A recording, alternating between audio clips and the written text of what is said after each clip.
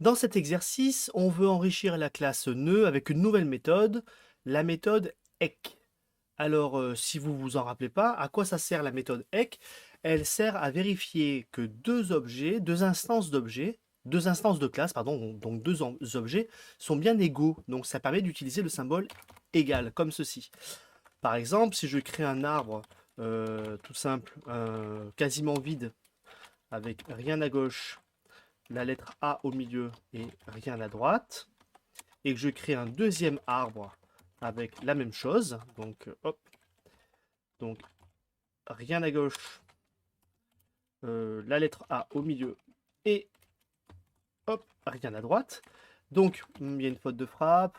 Voilà, donc si je crée donc arbre 1, arbre, je vais l'appeler arbre 1, tiens, arbre 1 et arbre 2, si j'aimerais bien pouvoir afficher le résultat de est-ce que arbre 1 est égal à arbre 2. Alors en l'état, on pense bien que oui, hein, on a l'impression que, enfin, les deux arbres sont les mêmes, et pourtant quand j'exécute ce code, quand je le lance, on obtient la réponse false. C'est faux. Bah, pour quelle raison? Bah, c'est bizarre ce truc. Regardons dans Python Tutor ce qui se passe. Alors, dans Python Tutor, il doit être là, voilà. Donc ici, regardez, je crée ma classe.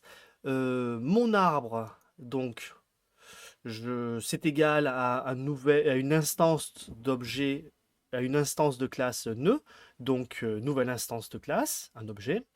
Alors, cette instance de classe, le constructeur a trois variables locales, G, V et D, pour gauche, valeur et droite.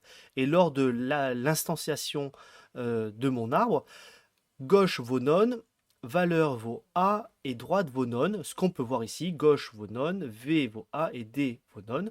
Donc, ensuite, le constructeur crée donc la variable, l'attribut de l'objet gauche qui vaut none, l'attribut valeur qui vaut A et l'attribut droit qui vaut none. Donc notre objet est créé. Là, il est créé en mémoire et maintenant on affecte cet objet à la variable mon arbre, ce qui fait qu'on a le souvenir de cet objet, mais les variables locales au constructeur vont disparaître. Voilà, mon arbre pointe, la variable mon arbre pointe vers l'instance de nœud configurée comme ça. Et lorsqu'on fait mon arbre 2, on appelle à nouveau le constructeur, donc il se passe la même chose. Le constructeur a trois variables locales, il initialise les valeurs gauche, droite et valeur de cette nouvelle instance, et ce nouvel objet, on le fait pointer sur la variable locale mon arbre 2. Alors, est-ce que mon arbre et mon arbre 2 sont égaux? Eh ben, en l'état, non.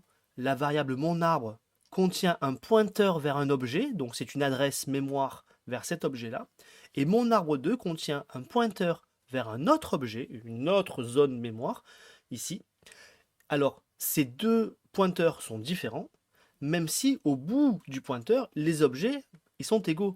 Alors, comment on fait pour tester l'égalité entre objets? Ben, ici, il faudrait parcourir récursivement l'arbre gauche de mon arbre et vérifier que l'arbre gauche de mon arbre, c'est la même chose que mon arbre 2 gauche récursivement, que la valeur de mon arbre est égale à la valeur de mon arbre 2, et que le sous-arbre droit de mon arbre est égal au sous-arbre droit de mon arbre 2. Donc en fait, il faut vérifier récursivement que sous-arbre gauche, valeur et sous-arbre droit sont égaux pour l'un et pour l'autre. C'est ce qu'on va faire tout de suite. Alors, ici, j'ai ma classe nœud et on définit une nouvelle méthode qu'on appelle ECK pour égalité. Donc, est-ce que self est égal à un autre arbre que je vais appeler B? Voilà, deuxième arbre. Enfin, je l'appelle A. Voilà, A. A comme A. Alors, du coup, d'abord, si j'appelle la méthode ECK l'égalité sur un nœud, c'est que ce nœud, il n'est pas vide. D'accord? Donc, premier élément, le cas de base, si A, c'est le nœud vide, qu'est-ce qu'on fait? Eh ben, on renvoie faux, forcément. Parce que self ne peut pas être non. Si A c'est le vide, donc c'est pas de nœud, eh ben, en fait, il n'y a pas égalité. Ça ne peut pas être égal. Donc, le cas de base, voilà. Si if A is none, return false. Alors, une remarque, ici, il y a un piège ou une difficulté. Si certains d'entre vous ont utilisé le double égal, en fait, ça, c'est un appel récursif. Pourquoi?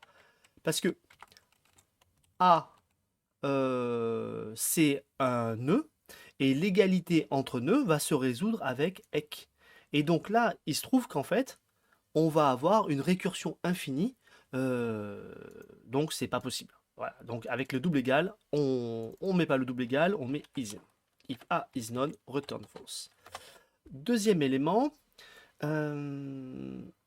ici, on va tester maintenant récursivement que l'arbre gauche, donc par exemple je peux dire ma réponse, réponse, d'abord, c'est est-ce que le sous-arbre gauche de self.gauche est égal à arbre.gauche. Alors, si le sous-arbre gauche de self est égal au sous-arbre gauche de A, alors pour l'instant c'est bien parti. On a l'impression qu'ils sont égaux. Alors maintenant, la réponse, on va enrichir la réponse parce que je veux que ce soit la réponse précédente et en même temps, et aussi, est-ce que les valeurs de self et les valeurs de A sont égales. Donc, est-ce que, en plus de l'égalité du sous-arbre gauche, on a égalité entre les valeurs? Réponse. Est-ce qu'on a égalité entre les valeurs? Bon, troisième élément, on enrichit notre réponse avec la réponse précédente et aussi, est-ce que le sous-arbre droit de self est égal au sous-arbre droit de notre arbre passé en paramètre? Alors, ici, donc, la réponse, c'est est-ce que le sous-arbre gauche, est-ce qu'on a égalité des sous-arbres gauche, et en même temps, est-ce qu'on a égalité des valeurs, et en même temps, est-ce qu'on a égalité des sous-arbres droits? Si l'une quelconque de ces assertions, de ces tests, si un test, donc si l'un quelconque de ces tests est faux, ah ben alors l'ensemble sera faux, parce que vrai et faux, bah comme il y a un faux, bah l'ensemble devient faux. D'accord? Donc ici, on a bien ce qu'il faut. Et maintenant, notre fonction, notre fonction égalité renvoie réponse. Donc, à partir de là, maintenant, notre classe est enrichie de la méthode EC, ce qui fait que ce double égal ne va plus vérifier l'égalité des adresses mémoire, mais va appeler la méthode EC, et arbre2 ici, va être passé en paramètre A à la méthode EC sur self qui est arbre1. Donc j'exécute ce programme et si tout va bien, ici, on devrait avoir égalité entre l'arbre 1 et l'arbre 2, alors que si ici je change la valeur, par exemple, je relance, on n'a plus égalité entre l'arbre 1 et l'arbre 2. Juste, c'était pas très clair, mais l'instruction de la ligne 24 est exactement équivalente à l'instruction suivante. Sur l'arbre 1, j'appelle la méthode EC avec pour paramètre l'arbre 2.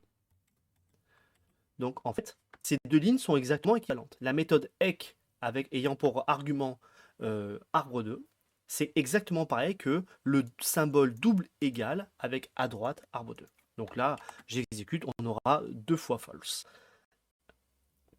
Et ici, 2 fois true, mais enfin, vous avez compris ça. Voilà. Allez, on s'accroche, hein.